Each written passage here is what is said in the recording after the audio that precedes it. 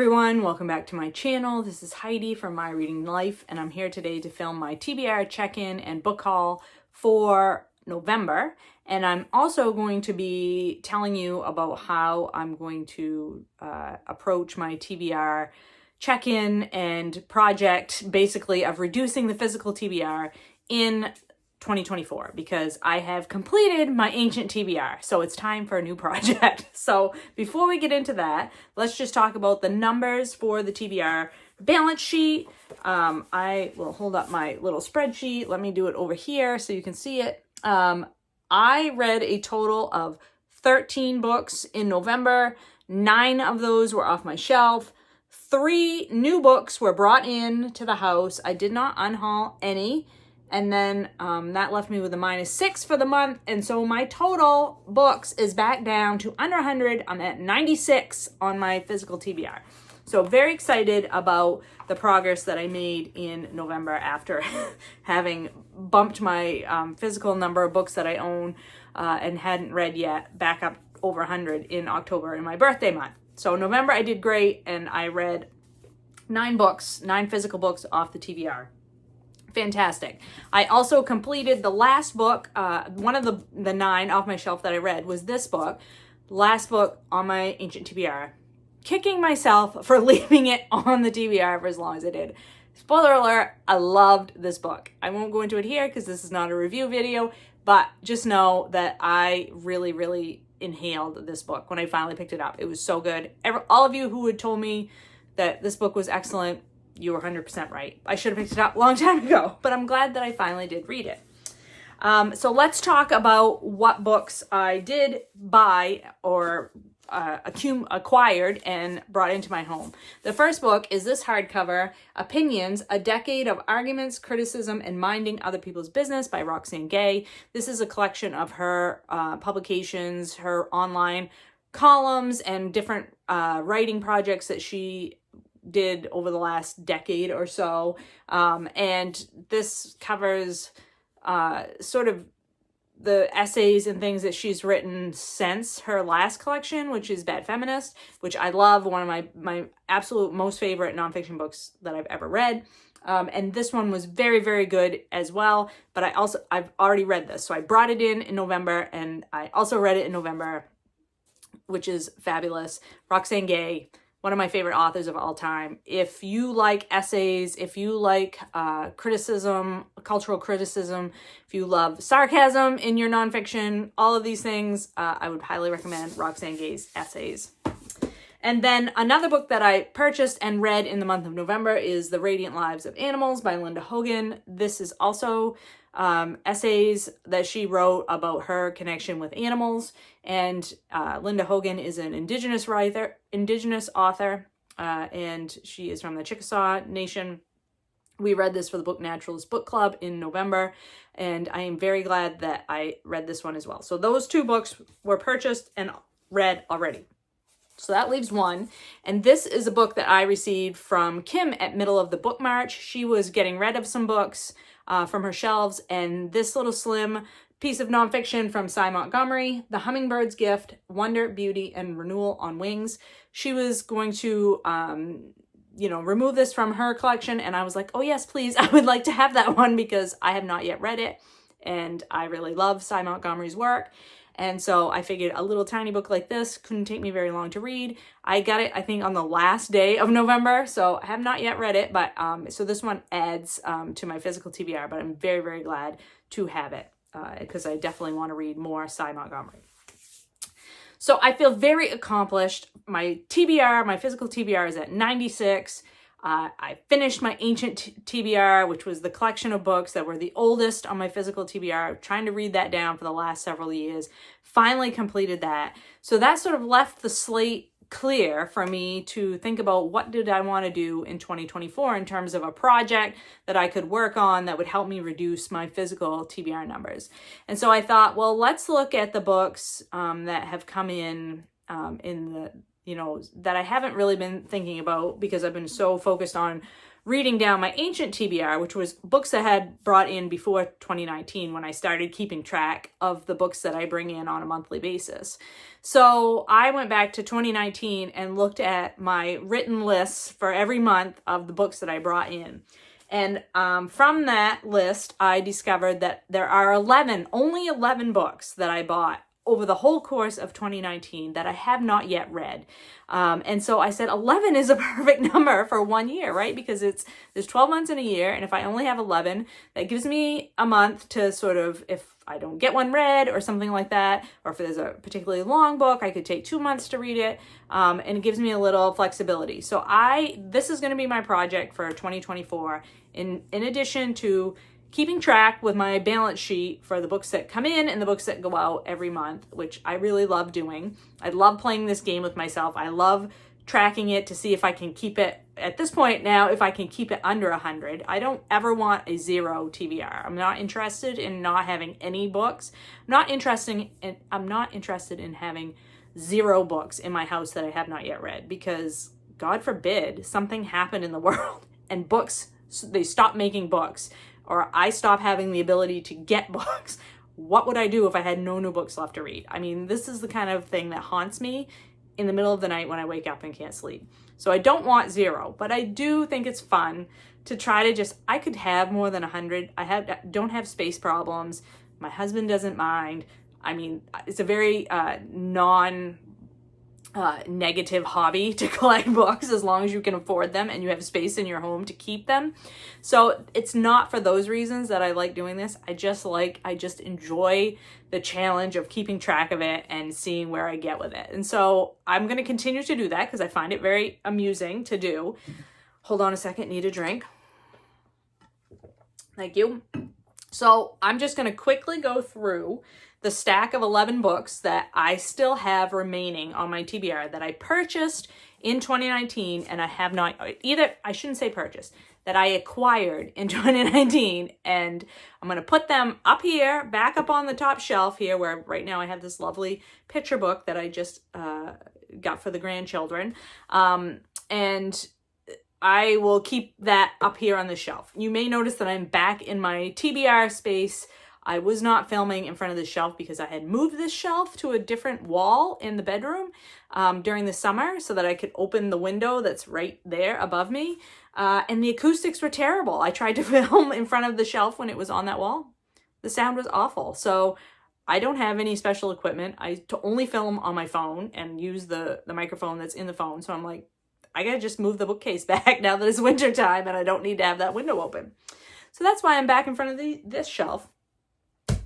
That being said, let's go into the books that we're going to be working on in 2024. We're trying to get these ones read in 2024. And the first book was a book that I received from Sean the Book Maniac way back in 2019. What month? In March of 2019. Sean sent me this all the way from Japan. He was clearing it off his bookshelf. And this is a Scottish novel, and it's called Lanark by Alistair Gray. And I don't remember what this book is about. All I remember about it is that it's kind of weird. And Sean read it, and Melanie Martin read it. And from listening to Mel talk about it, I thought, that might be a book for me. It's quite a chunker. I don't even remember if Sean liked it or not. But I know that he was clearing it off his shelves, and I was like, yes, please, I would like to have that one. And so he mailed it to me all the way from Japan. So thanks, Sean. And I'm going to get to it this year. And then this book I think I got maybe at a thrift shop type of deal. Yeah. No, it is a used book. I got it for $2.97. I get it at my bookstore where I trade in my books and get credit. So this is Bel Canto by Ann Patchett. I really like Ann Patchett's book, State of Wonder, and I know some people really like Bel Canto and some people really don't like Bel Canto, but I found it for $3 and I thought I should give it a try because I like State of Wonder so much. But I don't always like Ann Patchett, but I do sometimes like her. So I guess I will see here in 2024 if I like that one. Now, this next group of books I picked up at a library sale in August of 2019. The first one was this collection, Mules and Men by Zora Neale Hurston. I think this is like yeah, these are like, not legends, folk tales that she collected. And so I have been wanting to read some more Zora Neale Hurston. I read Her Eyes Were Watching God, or Their Eyes Were Watching God. Is it Her Eyes or Their Eyes? Their Eyes Were Watching God. And I think she's really excellent writer. And so I need to read some more by her. And this one I picked up at the library book sale. So I have that to read. Maybe Black History Month. That would be a good choice. I got this book, Salt to the Sea by Ruta Sepetys. I read one other book by her, which was a buddy read with Patrice and Doris and Karen, I think, and I did not love that book. And so I think that is why this book has sat on my shelves for so long. I've heard really good things about this. I also think this is a World War II novel. I can't remember. Yes, it is a World War II novel. And I think that's the other thing that's been holding me back from it. But I'm going to give this one a whirl in 2024 and see what I think of it. Then I have a couple of nonfiction that I picked up at that same library book sale. This one is doesn't have its dust jacket on it anymore. And this is Free Lunch by David K. Johnston. And this is How the Wealthiest Americans Enrich Themselves at Government Expense and Stick You with the Bill. And I used to follow, when I was still on Twitter, which is now not called Twitter anymore, I used to follow this David K. Johnston, and I think he's an economist. And I really liked his Twitter account. I learned a lot from it. And then I saw this book at the library sale, and I thought, well, sure, I'll give it a whirl, but I've never picked it up. So mostly because it's hard to read political things when the world is going to hell in a handbasket. So I may or may not actually read that one, but we shall see.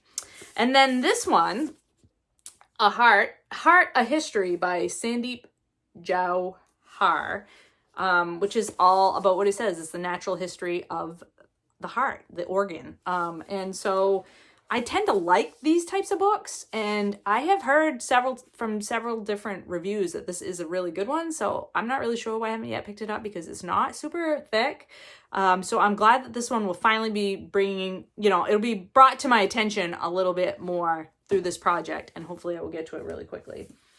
This is a book in a series that I've been reading for a long, long time, and I've sort of fallen off the wagon with urban fantasy, and that's what this is.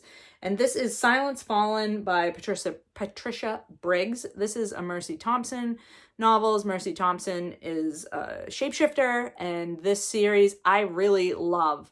Like, the first 3 books in this series I've read multiple times. So good. Really excellently written urban fantasy. Patricia Briggs is a wonderful writer.